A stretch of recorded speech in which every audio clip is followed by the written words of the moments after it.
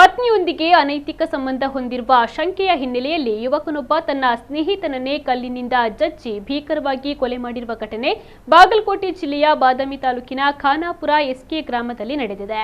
45 ವರ್ಷ ಪ್ರಾಯದ ಸೋಮಶೇಖರ್ ಕಿಳ್ಳಿಕೇತರ ಹತ್ಯೆಗೀಡಾದ ವ್ಯಕ್ತಿ 28 ವರ್ಷ ಪ್ರಾಯದ ಸಂಜೀವ್ ಕಿಳ್ಳಿಕೇತರ ಆರೋಪಿ. ಸಂಜೀವ್ ಪತ್ನಿ ಜೊತೆ ಸೋಮಶೇಖರ್ ಸಲುಗೆಯಿಂದ ವರ್ತಿಸ್ತಾ ಇದ್ದು ಫೋನ್ನಲ್ಲಿ ನಿರಂತರವಾಗಿ ಸಂಪರ್ಕದಲ್ಲಿದ್ದ ಎನ್ನಲಾಗಿದೆ.